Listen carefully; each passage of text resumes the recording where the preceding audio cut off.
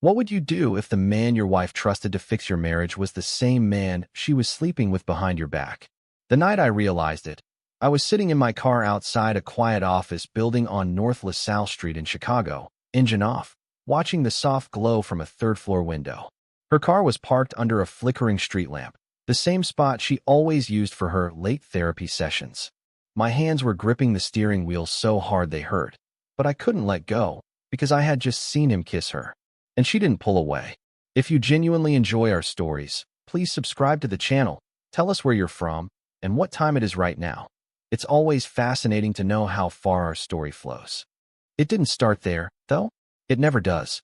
Emily was the one who suggested therapy, said we were drifting, said I was emotionally unavailable, said she missed who we used to be. I believed her. Hell, I blamed myself. I worked long hours at the firm downtown, came home exhausted, thought providing was enough. She found the therapist. Of course she did. His name is Dr. Ryan Keller. She told me one night in our kitchen on West Fullerton Avenue. He's supposed to be amazing. Specializes in couples on the brink. On the brink. That's what she called us while texting him under the table. The first few sessions were normal. Clinical. He asked questions, nodded thoughtfully, scribbled notes. He had this calm, practiced voice. The kind that makes you think he understands everything. But there were moments, small things. The way Emily smiled at him. Not like a patient. Like someone who already knew his jokes. The way he'd glance at her just a second too long. I ignored it. I wanted to believe in something. Then came the cancellations. Dr. Keller had an emergency, she'd say. He wants to do a one-on-one session with me first. I didn't argue. I thought maybe he was trying to understand her perspective better. God, I was stupid. The first crack came from something so small, it almost felt ridiculous. A receipt. I was cleaning out her purse one Sunday morning when I found it, valet parking. The address wasn't the office. It was a boutique hotel on West Monroe. Date and time matched her therapy session. When I asked her about it, she didn't even flinch. Oh, he sometimes rents a private suite for more comfortable sessions, she said, pouring coffee like nothing happened.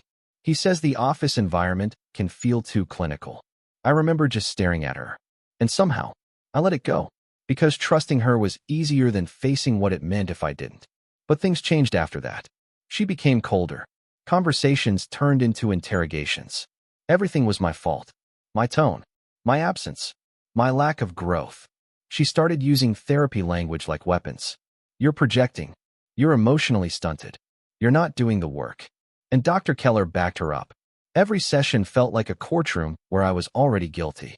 They made me feel small. Broken. I started doubting my own reality. Until the night her phone lit up at 2:13 a.m. She was in the shower. I wasn't even planning to look. But the screen glowed in the dark bedroom, and something inside me snapped. Ryan Keller. The message preview read, I can still taste you. My chest felt like it collapsed inward. I unlocked the phone with the passcode I'd known for years. There were hundreds of messages. Photos. Videos. Conversations going back months. They laughed about me. Mocked me. Planned their sessions. He'd coached her on what to say to me. What to accuse me of. How to keep me off balance. I wasn't just being cheated on. I was being managed. That night, I sat on the edge of our bed while the shower ran, scrolling through the truth of my life unraveling. And something inside me didn't break. It hardened. I didn't confront her. Not yet. Instead, I started collecting. I saved every message. Every photo. Every receipt. I hired a private investigator who followed them to that same hotel on Monroe, to dinners in River North, to his condo near Lakeshore Drive. I recorded our therapy sessions. I documented everything. And then I went to a lawyer. Turns out, what Dr. Keller was doing wasn't just immoral, it was illegal. Gross professional misconduct. Abuse of power. Grounds for losing his license, and more. We built a case. Quietly. Carefully. Meanwhile, Emily grew bolder. She stopped pretending. Stayed out later. Picked fights for no reason. Treated me like I was already gone. And Ryan? He kept smiling in those sessions, like he owned the room. Like he owned her. Like he owned me. They thought they were untouchable. That was their mistake. The day everything collapsed was a Thursday. I told Emily I had a breakthrough and wanted one last session together. She seemed almost amused.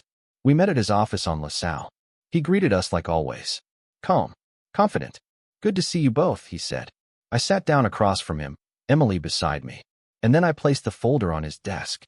Thick, organized, precise. His smile didn't fade immediately. What's this? He asked. Evidence, I said. Emily laughed nervously. What are you doing? I opened the folder. Photos, screenshots, transcripts. I watched his face change. First confusion, then realization, then fear. You've been sleeping with my wife, I said quietly, while acting as our therapist, coaching her, manipulating me. The room went silent. Emily's hand gripped my arm. Stop it. No, I said, pulling away. We're done lying.